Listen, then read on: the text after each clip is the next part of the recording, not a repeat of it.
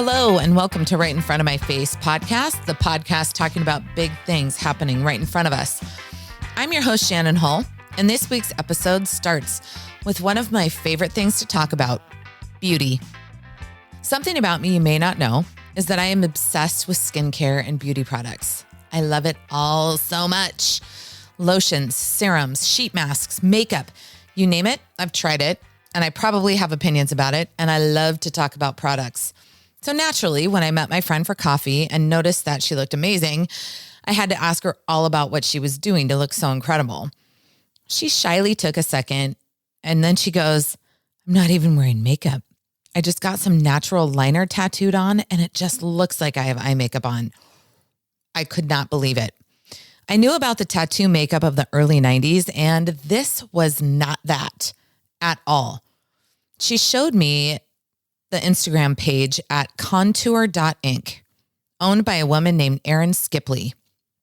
Her before and after shots are Instagram perfection. She takes already beautiful people and just adds the most subtle detail to their faces to make them look effortless. It was truly art. And after about 6 months of stalking her online and thinking about it, I booked my appointment. I knew Erin was also a well-known LA makeup artist, so when I went to her studio, I had lots of questions for her to kill the 90-minute appointment where she was stuck with me. But as I laid down to let her work on my eyelids and we began talking, she revealed so much of herself to me and what she'd been through with COVID that I wanted to share her vulnerability and knowledge with you all.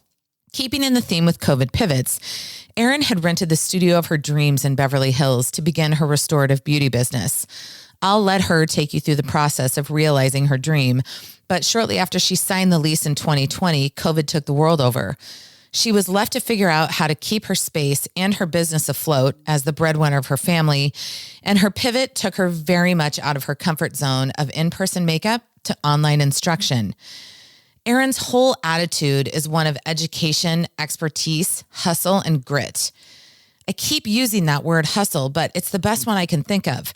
Her never give up attitude and belief in herself and her talents is so awesome to witness. It's not that Erin doesn't have imposter syndrome. It's just that she's learned to work through it in a way that I really learned from. And I hope you do too. Regardless of whether or not you're a beauty fanatic, there's something in Erin's story for you. Life is short. Have the courage to do things that scare you and believe in your path.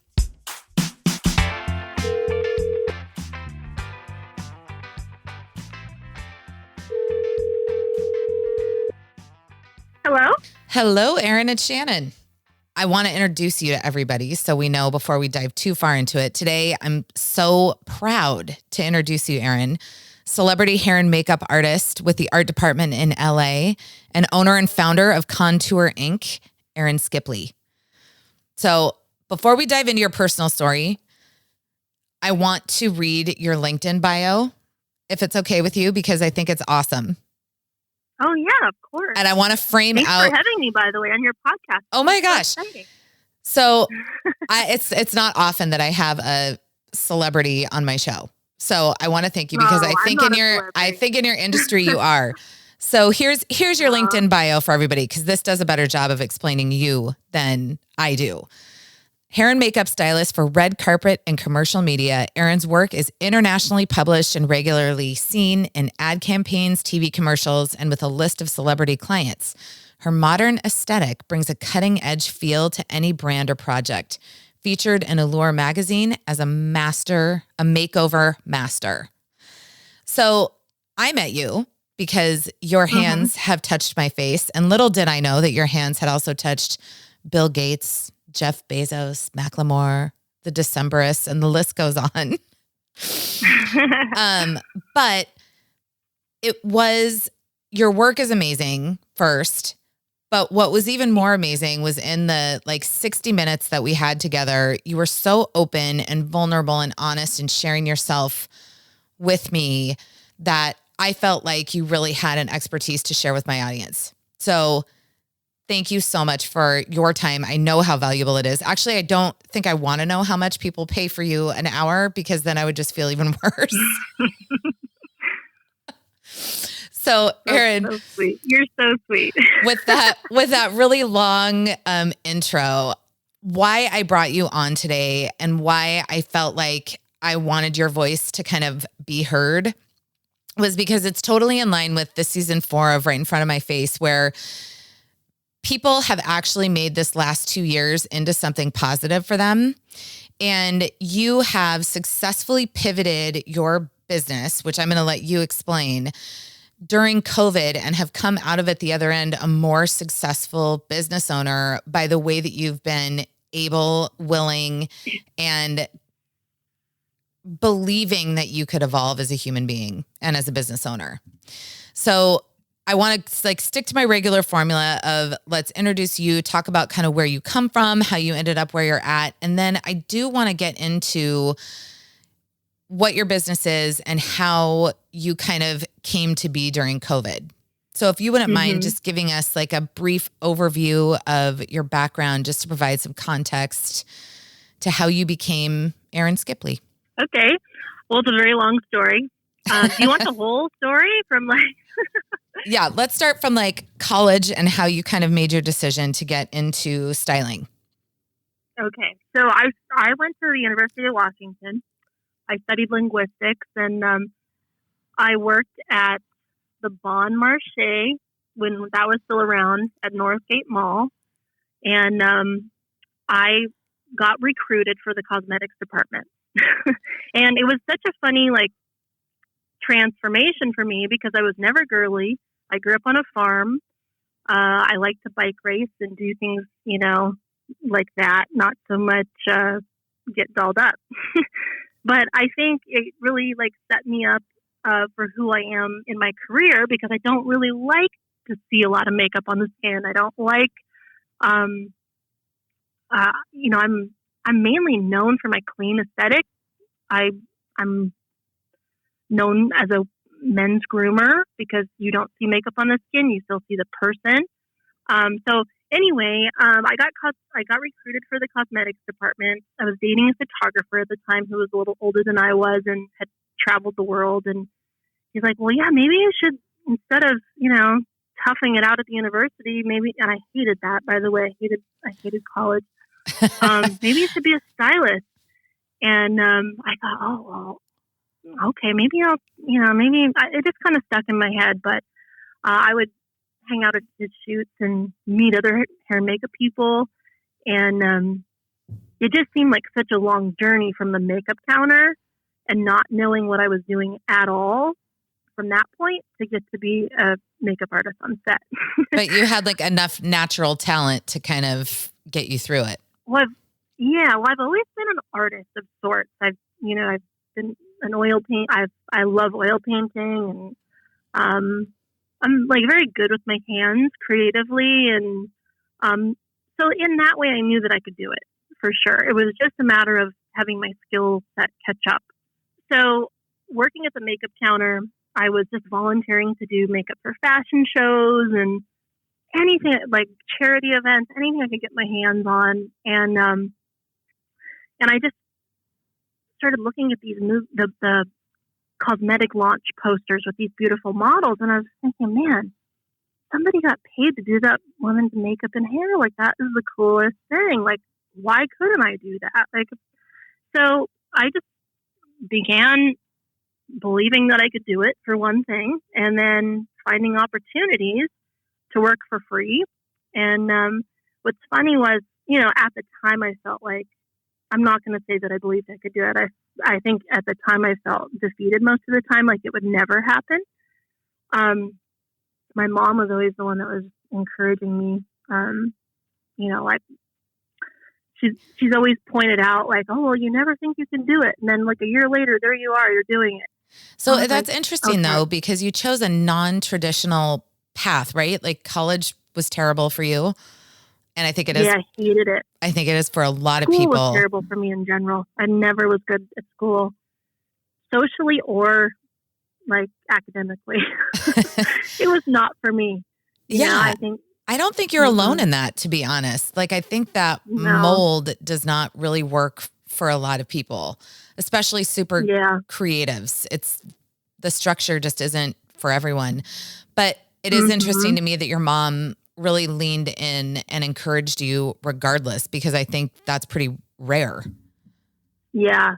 Well, at first I think she was disappointed because I literally, one day was like, Mom, I'm quitting the university and I'm going to go work on a student film called Spirit Boy out in the desert. And she was like, what? And, not real happy about that decision. Of course, like who would be framed like that? But, I did. And that summer changed everything. I went and I worked on a student film. Didn't get paid anything. And, but I really kind of started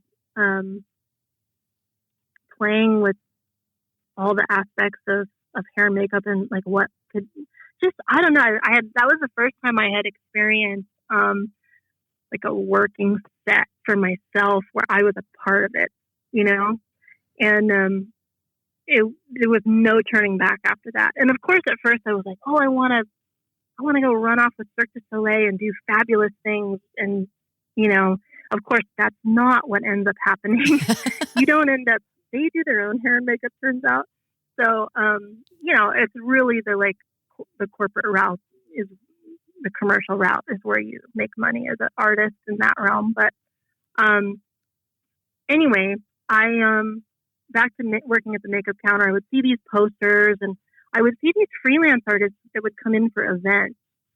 And the Dior counter was right next to the Lancome counter where I was working. And I would always see these girls come in. They looked so cool. And I was always like, man, like, I want to do that. I want to like freelance for Dior. That would be cool. And anyway, I was at Lancome counter one day and this new launch came in for the summer. And it was this supermodel Devin Aoki. And she was in a field and she was all bronze and they had this product for fake freckles. And it was just like the ultimate, like I was obsessed and in love. And I just thought, okay, this is the starting point. I'm doing this. I'm going to find a way. So anyway, I quit the makeup counter. I actually got a job freelancing for Dior, which always seemed like impossible because those girls were too cool. And, I never really felt like, I always kind of felt like the like country, like bumpkin, in the city. So, I did that for like a year. I freelanced for a lot of different companies. Just about everybody really, like Laura Mercier, Chanel, MAC, all of them. But mainly Dior. I ended up mainly with Dior. A year later, a national artist position came available and I applied and I got it. So I was very, very lucky in that it really set me up for success in my career because all of a sudden here's, I'm traveling like all over the country for Dior, working these like events with like posters of me in the stores. And it just like, it gave me a lot of confidence and it also gave me a lot of like PR contacts. So I started doing red carpet stuff in LA. It's funny because the first celebrity I ever worked with was Devin Aoki. So it totally came for full circle right there. That's pretty crazy. I feel like a lot of things in my career have been kind of full circle things like that. And I did that for a couple years with Dior and I got laid off, which was devastating, but also the best thing ever for me professionally because it's hard to travel all the time and be away from your friends and family. And it really like forced me to figure out how to get to the next level in my career as a makeup artist. I would like to welcome new sponsors to the podcast for season 4. I am so proud to be sitting here with Cassie and Jeremy with Windermere. This couple makes up the team Johnson and Walker, and they are here this season to help guide us all through the process of buying and selling a home. Cassie, say hello. Hello. Cassie has been a good friend of mine for a lot of years and also a behind-the-scenes supporter of this podcast since literally the day that it started. Yeah. Cassie is somebody who is in our community and helps people every day. We're excited to be here to partner with you and also kind of get behind the mic as well and help share our tips and tricks for buying and selling. So in season 4, each episode, we are going to bring you a new tip and trick from this team. So stay tuned. We have some exciting things planned. Awesome. We're looking forward to it. You seem to me to be like somebody who is sort of crafting your vision of your life as you go. Oh, yeah, for sure. Right? Like this is not unintentional on your part. I just want to point that out. Like it sounds to me like when I hear you say this, you're all like, yeah, but I knew this is what I want to do. And I never deviated from that. Like, was there ever a voice in your head that was like, Erin, seriously, hang up your makeup brushes and just get a desk job? Like, go work at Starbucks. I just have to say that voice never leaves. Like, that voice is something that I battle with every day. Really? That's not something that goes away. When you work as an artist, because you're only as good as what you have booked, and a lot of times as a freelance artist, you'll have weeks with no work. And you're like, oh, well, crap. Am I like, and all the stories play through your head. Do I suck? Have I lost my edge? Is there somebody else that's getting all the clients that they like better? Did I do something wrong? Am I too old? Am I, and all the things play out constantly every day. So even it's still really not something. Oh God, yeah, totally. Freelancing is hard, and my heart goes out to anybody that works freelance, because I think we all have that same voice that we have to battle against. But it's tough. I always kind of felt like makeup and hair was like what I've always been passionate about and loved, but it was also kind of like a bad boyfriend because you always kind of feel like somebody's stealing your clients or and not even stealing your clients, but somebody, you can't take a job. And this is another thing with freelancing that always sets you up for kind of a harder struggle, is that if you say no to a job, somebody else will take your client and probably keep them. Because clients have a short memory, and usually they'll just keep working with whoever they worked with last, right? So you can never say no.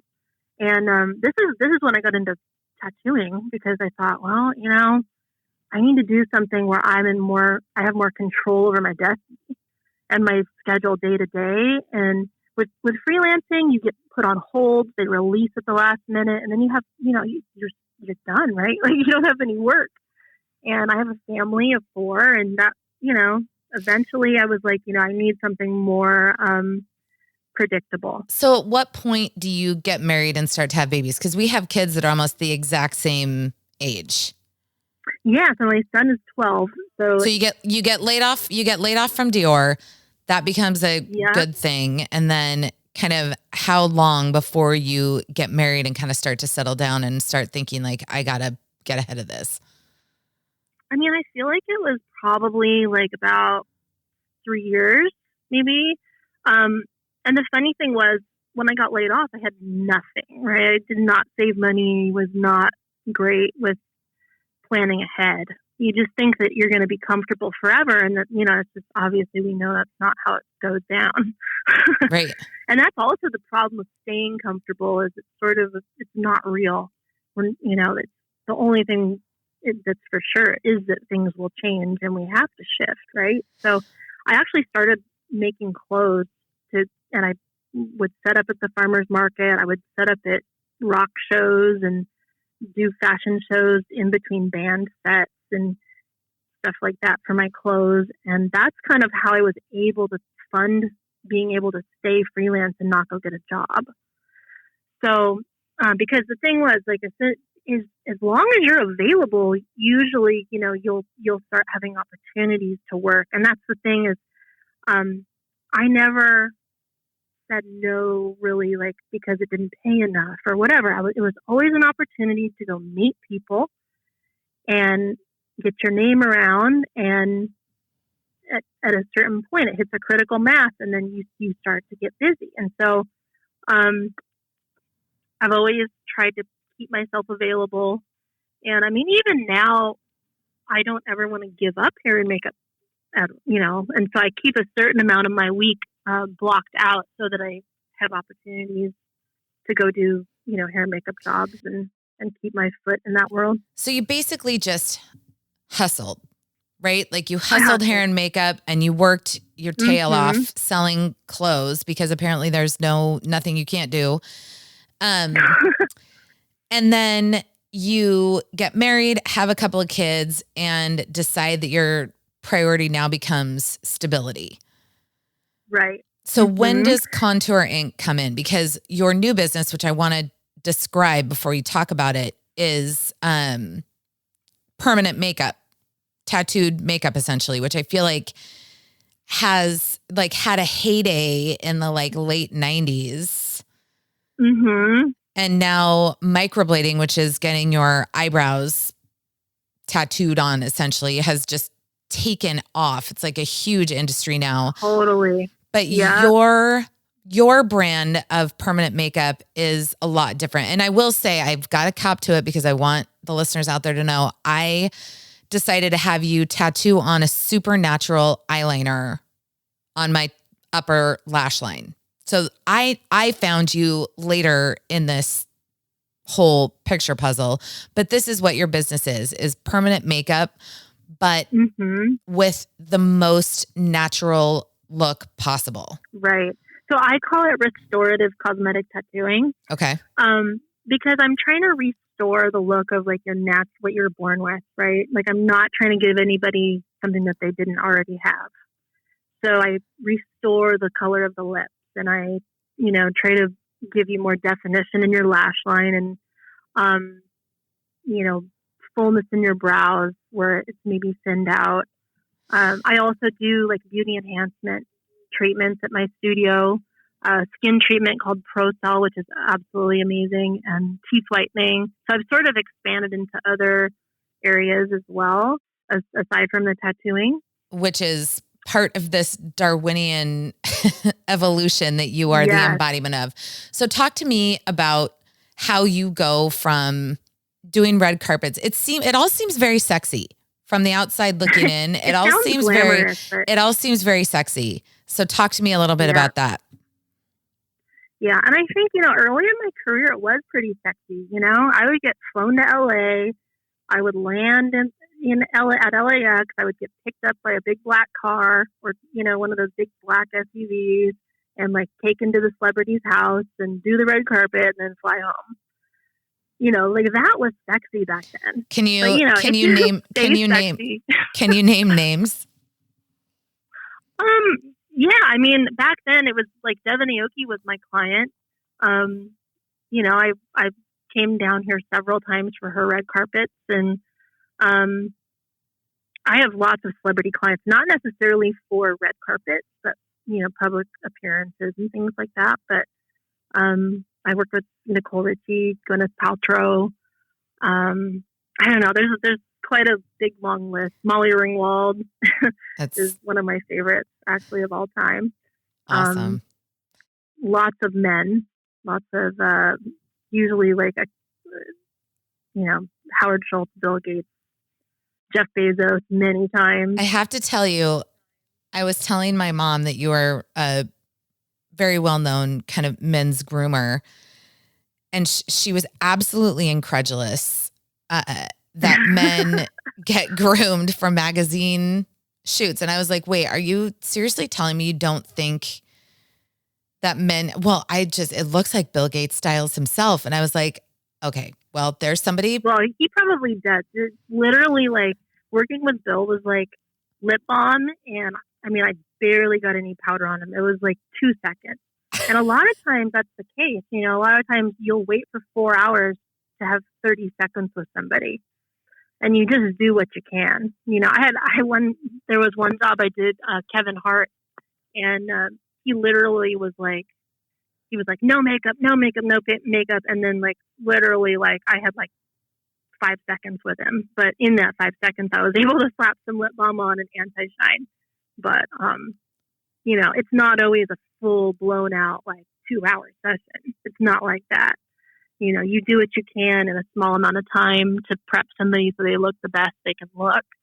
Sometimes it's not shine control. Sometimes it's, making sure they're not ashy or, it's it's subtle things, but it makes a big difference on camera. So a lot of times when lights hit the skin, discoloration comes out or glare or whatever. And, just a random person would never know in a million years. Okay, he still looks like crap, really, because he looks like ungroomed, but, at least he doesn't have glare shining across his face. Or there's small improvements to the person, like, believe it or not. And, most of the time I am able to fully groom somebody and make sure that everything looks right. But, with working with executives, it's a little bit different. Sometimes they're pretty anti, they don't want any of it, right? So you just get in whatever you can get in. So you are successful in your own right. You have representation. What draws you to the restorative permanent makeup? Well, it's very rewarding.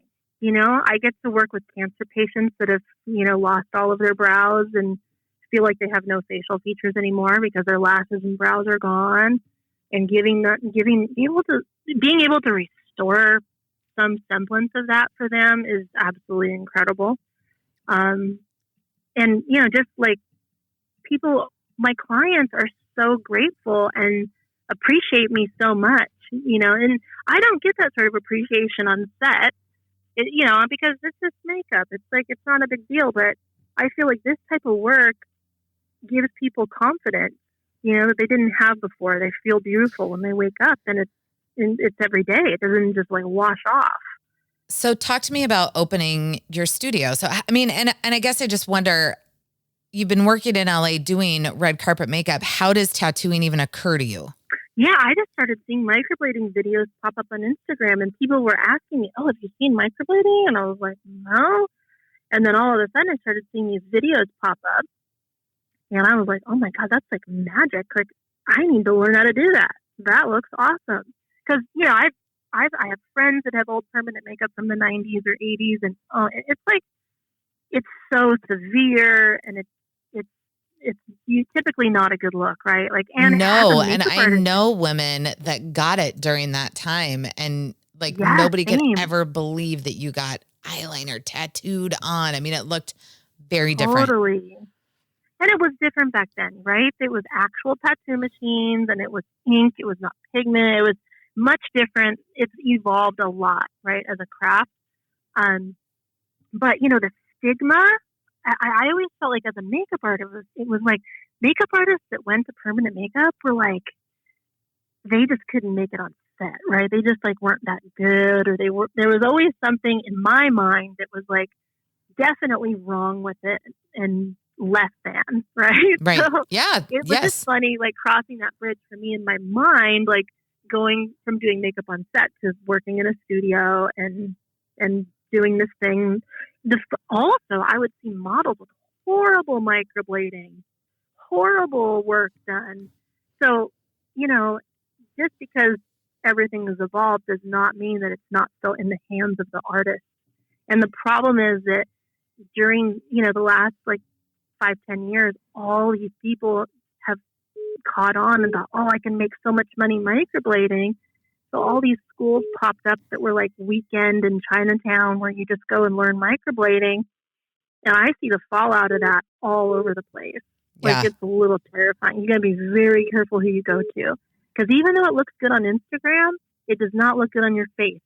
It takes over your whole face when it's wrong, I think we've all seen a bad microblade. Yeah. We all have that friend. We all have that friend. It's called a pico laser. You need to look into it. Oh my gosh. Okay. Yeah. So Erin, you decided to open your own studio. Yeah. So we, my husband and I decided that, my husband's an actor. He always, he moved back to Seattle with me. I wanted to be near my family when I had kids. And, we always thought we'd eventually wind up back in LA. And, we lived in LA for about, 8 years. Or no, we lived in Seattle for 8 years before we decided to move back. So we moved to LA about almost 4 years ago now. And, I rented a studio in North Hollywood, and it was okay. It was just like a little spot in a spa, and I wasn't proud of it. Didn't really feel aligned with my resume or who I am. And not that I don't think of myself as being well known or famous or anything like that, but I do have a great resume and I have a lot of celebrity clients, like a great client list. So I feel like I have the pedigree to do something better than that, right? Like, even though I don't necessarily see myself like, oh, I'm famous, or I don't think of myself like that at all. I'm just anybody else, like anybody else. Put on your pants one leg at a time. So it was really a much bigger struggle than I had ever imagined it to be getting back to LA. So we downsized. We left our lovely townhouse in Seattle and we moved into a 2-bedroom apartment in LA, thinking, oh, we'll just, we'll be here for a year and then it's going to like take off. It's going to be great. We're just going to like do this. Well, it was not so much the case. All my income was still in Seattle. It was funny because before I moved, I was shooting almost every week in LA, but it was Seattle clients. So kind of what happened was as soon as I left Seattle, a lot of my Seattle clients were starting to work with other people because they knew I wasn't local anymore.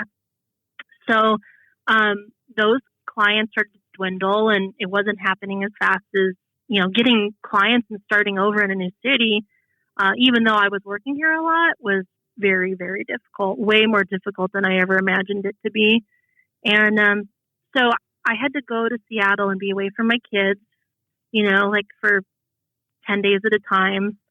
And thank God, like my Seattle clients are so wonderful and consistent. And, I would make enough in that 10 days to like pay our bills. But, that's like working like 12-hour days and like killing myself, couch surfing too, like that's always pretty rough, right? It wasn't like I was staying in a fancy hotel or anything like that. It was just like couch surfing. And thank God I have good friends in Seattle that give me keys to their houses. But it was hard and my health started to suffer.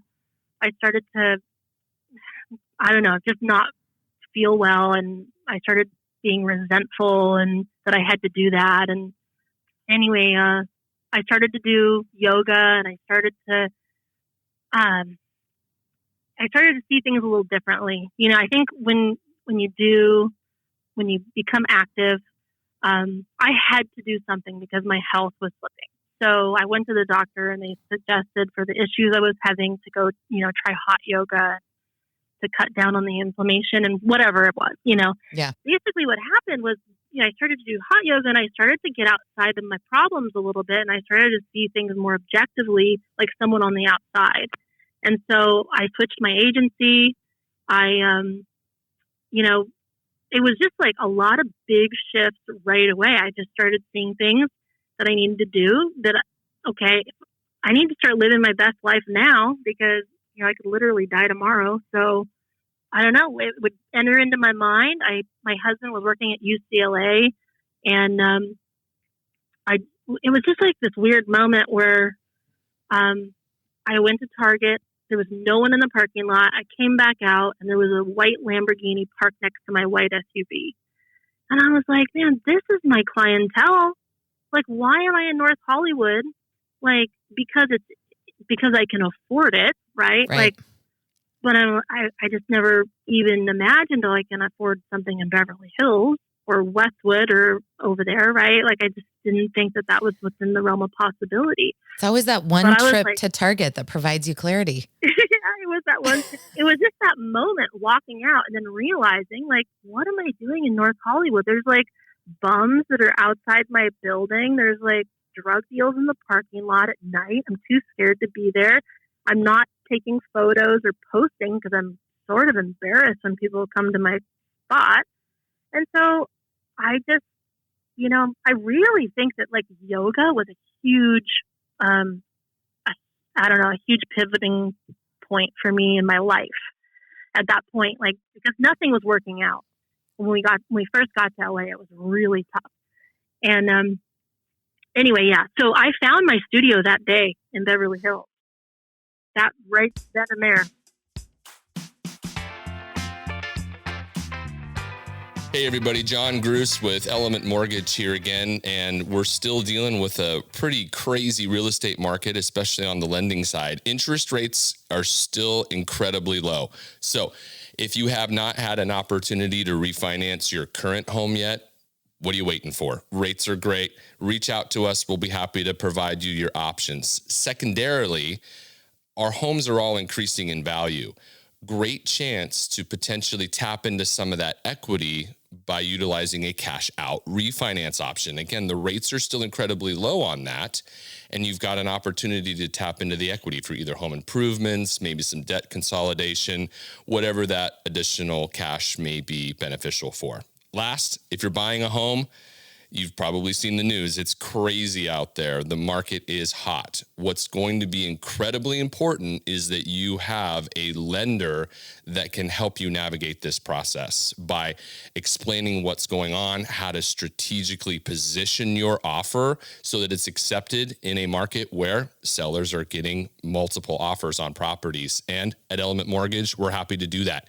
We're licensed in 49 states. Sorry, New York. Unfortunately, we're not able to assist, but please reach out to me, John, Jon.Grus, Grus at elementmortgage.com or 206-954-4787.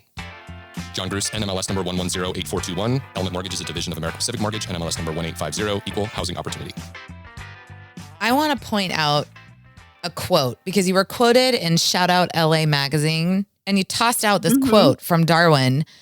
And you said, just like Darwin said, it is not the strongest of the species that survives, nor the most intelligent. It is the one most adaptable to change. The only thing that has truly been a constant for me is that I never stop looking for what's next. Yeah. And that's exactly what you're describing as a real life example, seeing that Lambo and being like, oh my gosh, I am literally in the wrong place. Yeah, I was definitely, but you know what? I was making decisions based on fear that I couldn't afford anything better. That, you know what? Honestly, to be honest, I couldn't afford anything better. But I think the problem is when you play to the fear instead of the possibility, you're not in alignment with the outcome you want. You know, and for me, it was like, it was a huge waste of money that year I spent in that studio. It was a huge waste of money. But I'm not mad at myself for it. I just, the way I look at it, I think it's important to also not beat yourself up because that's not productive. And, I just look at it like, okay, well, I was, getting myself organized for the next move, and I couldn't have done that at home. I had to have somewhere to work out of. And I think I only took I didn't even take very many appointments in that studio. The funny thing, it was just literally a storage unit for me. So you go out, you see the Lambo. That day you found a studio? That day I found the studio. Okay, so it didn't work out at first. I went and looked at it. It's perfect, but I had to put a sink in it, which was going to be like $5,000 up front. And you're talking about on Wilshire Boulevard, right? Like you decide it's on Wilshire to be in Beverly Hills. It's in Beverly Hills proper. It's and it's such a great little spot. It's just, there's a really cute floral shop and a bridal shop. And then there's this alleyway with all these plants in it. And it's really cute. It's all kind of brick and I think it feels kind of classic. I don't know. It resonated with me so much. And there was a little garden out the back. And it was the perfect spot, but I couldn't afford it at first. I was going to be gone for a month to go work in Seattle. And I just couldn't see spending all that money to have the studio sitting there and then have to put a sink in it and all that. It was just a lot. And so I passed on it because I was too scared. And I went to Seattle. I got word that a dear friend of mine passed away that I had just seen. And it's funny because it's the photographer that I was dating in college. We stayed friends over the years. He had back pain and he posted a GoFundMe for his wife. And literally it was 3 weeks later, I was in Seattle at my friend's house and I was like, oh, I should check in and see how Troy's doing. And it was we went and looked at Instagram. There was nothing there. And I looked at his wife's Instagram and it was a memorial. Wow. And so I think that too was like a big eye opener. I was already sort of in that mindset of just rapidly like, big shifts, right? Like it was not about like little things I'm going to do differently. I'm either going to move out of LA or I'm going to fully go for it. And I'm a gambler that way. Like I'm definitely more likely to gamble on the victory than I am on the defeat. So I called my husband, and at first he was like not into it. He was like, it's too much. It's like, if you can't get clients in North Hollywood, what makes you think you're going to get clients in Beverly Hills? And he was, he's kind of right. And I kind of had to think about that. But you know what? I was embarrassed. It wasn't in alignment with who I am as an artist or a person or what I wanted or the outcome I wanted. And so I was like, look, go put the deposit down. I saw the studio come back available. And because it had gone off Craigslist too, which I was so bummed about. I was really bummed because it was the perfect space. And it was like literally I heard about my friend passing, and in that same week the studio came available. And I was like, you know what? It's time. We're doing this. I could literally die tomorrow, and I will die happy knowing I at least tried, even if I fail, right? Yeah. So we got the studio. I got back to LA. We immediately started working on it. And, we couldn't really afford all the things that we needed to do to the space, but we pulled it together from IKEA and OfferUp. But you were, I will say this though, you were completely self-funded. Oh yeah, totally self-funded. I mean, that's unbelievable. A friend of ours that was a contractor that came in, and we had to close down the salon next door and, tear up her walls and everything to get to the water. So, my friend came, he flew in and he did it, and he did all that for me. We hired the plumber, and there were things that went wrong too. Like the woman that owned the salon next door lost her keys, and it was like all sorts of like comedy of errors, but it worked out, and it ended up being totally fine. And we did it somehow with all these unknown costs of construction and everything else. It was like we managed to pull it off. And I've never felt more inspired to make anything happen, right? Like like that space, being in that space is my happy place. And then, it's so beautiful. what date did you move into that space? Pretty much right after we got back. It was like maybe a month later. I think we moved into it. We got it in August, and then I think we moved into it late September. So that's late September 2019. Yeah, 2019. Yeah, so we opened at the end of October because it kind of took a while to get everything in there and order the bed and order the things that we needed and make it look nice, right? And especially, paying the deposit and the flying in the contractor and buying. We basically were pulling it together, shoestring budget. So you're opening the studio to do your restorative treatments and, all this cool facial stuff that we can talk about. And then literally 5 months later, the world changes forever. Yeah, the world. Right. Yeah. And that was tough because we were just starting to get clients in. Like it was just starting to happen. And, it takes a while when you open a business to get people in. I mean, they say 5 years, right? Like 5 years to kind of get up and running. Yeah, I think that's pretty accurate. I mean, because now we're starting to get busier, and it's definitely, but it's hard too because, people are worried about COVID, and rightly so. Like, it's not a great time to be in personal care, really, for that reason. It's, So the world shuts down. You're forced to stop seeing clients. I mean, California has been locked down. Oh my God, they fully locked down. They shut down everything. We couldn't do anything. So, but we still had rent to pay. The rent didn't go away. Our landlord was not one that was like, oh, don't worry about it. No. Yeah. Like they were really great, and they worked with us, and they said, okay, well, if you need to defer some rent, and, but you will be paying it.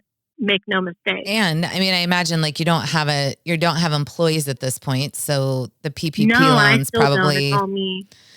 Yeah, it's all me. So you're in your Darwinian tendencies. Yeah. What do you tell me about what you do? Yeah. So what I did was, I was like, okay, I've always been behind the scenes, right? Like I'm not comfortable on camera at all. I'm not a extrovert at all. So, of course. So what I decided to do is start doing Instagram Live and start doing trainings online, which was like so hard. It was so unnatural for me.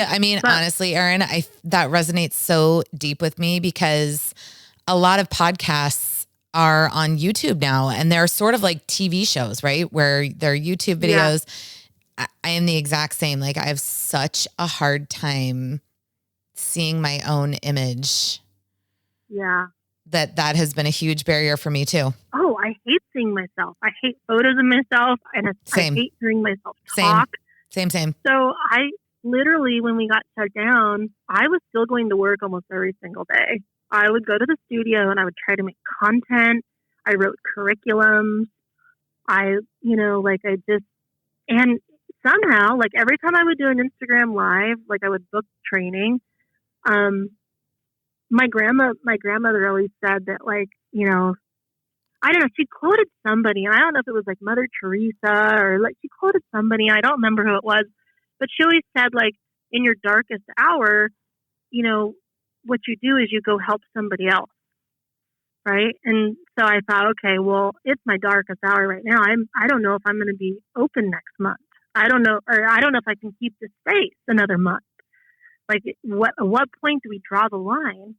And so then it kind of gave me the idea, like, well, why don't I start like doing a free Zoom session for artists on Sundays where I just, you know, explore some of the ways that, you know, you can work on your business while you're shut down, you know, at least for your mental health, to, like, you know, air things out with other artists that are going through the same. Do something. Feel like you're so it's kind of like a support group, but mostly of people that just were ready to work on their business and still show up, right?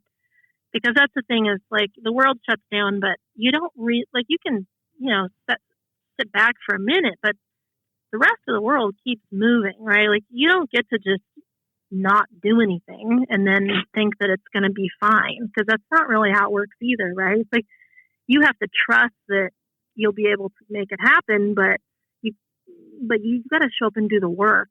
And I think that's a key difference too, along with having the mindset that it's a possibility, is that you actually show up and you do the work. But I think a lot, you know, in fairness, there are a lot of people who have not shown up. Yeah, I think so too. And there's a lot of reasons for that. Yeah. Everybody's got their reasons. I'm really lucky in that I didn't lose anybody close to me.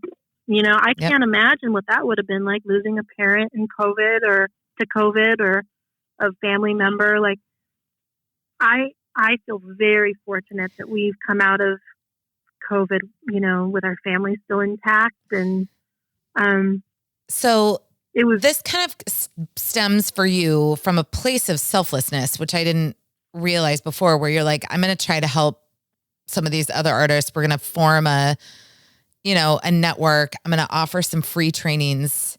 Yeah. And so these free trainings, people started to pay me for other trainings, you know, more in-depth trainings on doing lash lines and things like technique trainings. So, I mean, some of the things that I were, you know, most of what I was teaching and creating content on during COVID, during my Zoom sessions, it was like all aspects of business and then little mini workshops. And, but like the in-depth technique training, I ended up booking people and I ended up paying my rent every single month from the training. I want to read you a quote from one of your students it's posted on LinkedIn, but, they say, I rolled the dice and spent what was left of my meager savings at the height of COVID to solicit her expertise. And there's no other way to describe the outcome but a total game changer. This is by far the best training I have invested in thus far. Her efficacy and her approach is that she simplifies otherwise complex concepts and possesses the vocabulary and patience to see advancements in student applications forward. Oh, that's awesome. And she goes on to say, your method is so effective that immediately upon completing the lash line enhancement training, I commissioned her for advanced one-on-one brow training. Yeah. And that's kind of how it works. Yeah. She ends up by saying, if you have the privilege of training with her, you will be better for it. I am. Oh, so awesome. That's a pretty powerful testimonial, Erin. And that is. And I want to point out that you were not a teacher before this. You just kind of decided to be out of the kind of goodness of your heart. Well, I have had some experience. So when I was a national artist for Dior, I would hold master classes for clients, like at Nordstrom or Saks or wherever we were. We would do these like makeup master classes. So I had a little bit of teaching experience from that. And then also, I told you I grew up on a horse farm, and my dad was a vet, my stepdad. And so I would take a lot of riding lessons when I was younger, and eventually started teaching riding lessons. Much different, but same thing. I've always been the type of person that only does things at 1,000%, or I don't want to do it all. Which is, I think, a trait I got from my real dad. And it's a problem because it's perfectionism, right? It's like I deep dive things, but a lot of times it keeps me from moving forward. Not in this case, though. But not in this case, not so much. But I'm somebody that looks at things, and I have to know how it works in every detail of it and how it works. And so I dissect everything. You dissected yourself right into a new school. Yeah, exactly. So, a lot of my income is now training, and it's coming from training, which is a brand new income stream that was never a thing before COVID. Other than like riding lessons I gave when I was in high school, right? So it definitely I reinvented myself for sure, because there was also no makeup work. I didn't do a makeup job for like 2 years. Yeah. I think I did maybe 1 or 2 jobs in 2 years. That's unbelievable. I mean, I'm not going to say I didn't have any help. I didn't get any PPP loans or any loans, but I did get unemployment, which helped. But I definitely think that, sometimes it's good to walk through the fire, because you definitely are not the same on the other side. And having to really look at things is a transformative thing, right? Like, just staying comfortable and thinking you can stay comfortable it's no longer what our lives are like. We don't have company jobs anymore that really look like that. So it's a total evolution of looking at life, I think. And it's interesting because, you have walked through the fire, but also having the wherewithal to say, okay, I could go at any time, be it by COVID, be it by something else. I'm going to do this and invest in myself, despite kind of your support system being like, are you like positive this is a good idea? Totally. But having that core belief in yourself that you're going to do it. I have a Peloton, and I feel a little funny bringing this quote, but I did a workout yesterday, a Cody workout. And he said something that resonated so deeply within me that you have actually totally echoed in our conversation. And he said, go out today and make decisions that are aligned with the best version of yourself. Yes, totally. And I'm totally hearing that from you too, where you're like, this North Hollywood studio did not represent who I am as a human being. Yep. It did not put me in alignment with creating anything that I wanted to create, And so I didn't take photos, and my business did not succeed at all. It was like a huge flop, because I was embarrassed.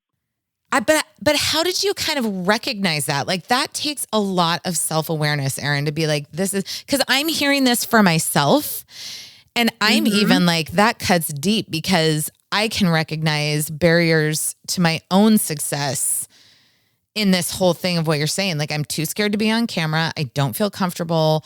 All of these things.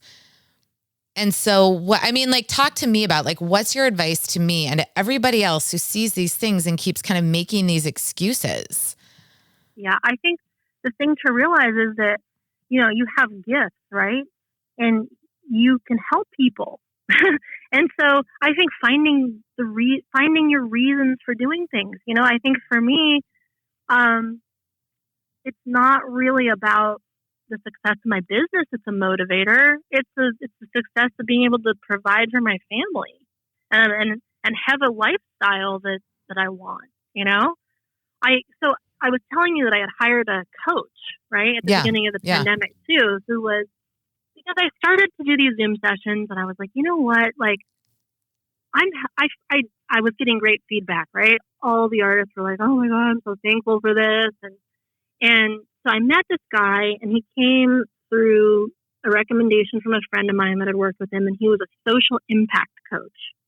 He was like a business coach, but for the most part, like social impact, like aligning your business to help people. Yeah. So anyway, that really resonated with me. And I don't feel like the training that I got from him really was that at all, but I did get a lot of great things from it early on during the pandemic that helped keep me going, right? Because I was definitely, that voice did not go away like, oh, you suck on camera and you don't know what you're doing. And I would literally want to cancel every single time. I'd feel like I wanted to throw up every time, right? Like I always felt like, who am I to be like, talking to these people, and I'm just wasting their time, and all the things would go through my head. The most valuable part of that for me was, finding your reason, what motivates you first, recognizing that it's not really like just making money that's my motivator. That doesn't motivate me at all.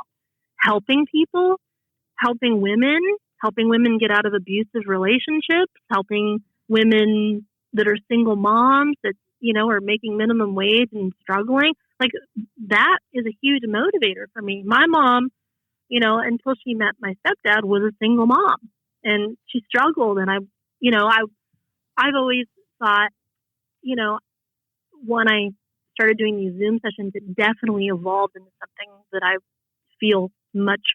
feel called to do.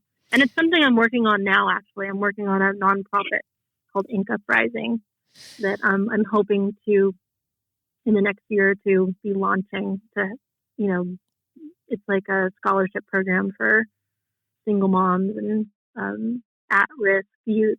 I can't wait to see what you have coming up next, because thank you. I mean, it says it in your brand statement for Contour and Ink as a brand dedicated to restorative beauty and empowerment. And,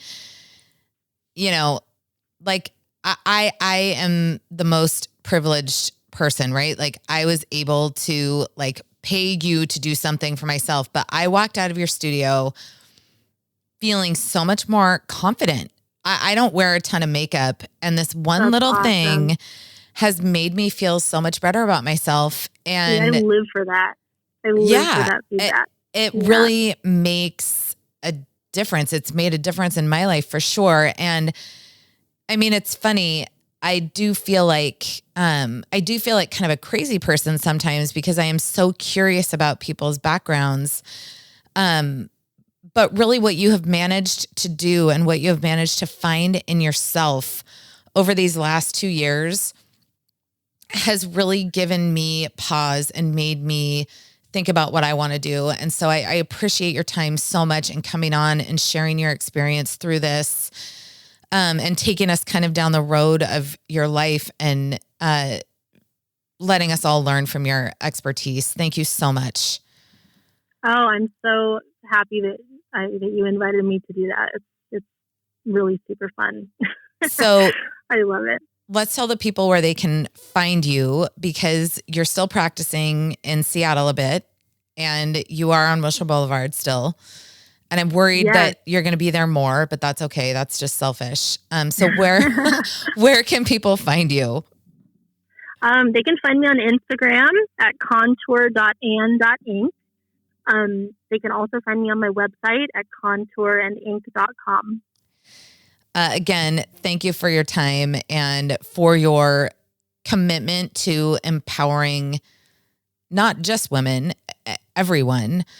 But for also being like a real life example of how hustle and self-awareness and reflection can keep us moving forward. I definitely feel like more than ever, we need to keep hearing these stories about people who are telling us, yes, I've walked through the fire and I came out of it more creative, more dedicated, and better off.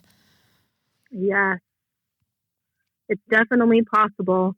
Whatever you want to do is possible. And I think that's the first thing, is just accepting that fact that you can do it and you believe in yourself enough to make decisions, based on the possibility of success. And not the fear. Right. And like, maybe it's possible that we can let the last 2 years cut us to the quick where we do not have any more fear. Like, what else could we be scared of? Could literally die tomorrow. Literally, we could die tomorrow. And not just of COVID. Yeah, not just of COVID, of a lot of other scary stuff too. So thank you for the dose of inspiration for today, Erin. You're amazing. And I am so proud and happy that our paths have crossed and that my listeners get to benefit from your amazing experience. Thank you so much. Yeah. And please feel free if anybody, I love when people reach out as well. So I'm here to help. Erin, thank you so much for sharing your motivation and experience with everybody. I continue to marvel at the never say die belief in your talents. I am trying to get there myself, but I get heavy with imposter syndrome. Thank you for reinforcing that life is a one-shot deal.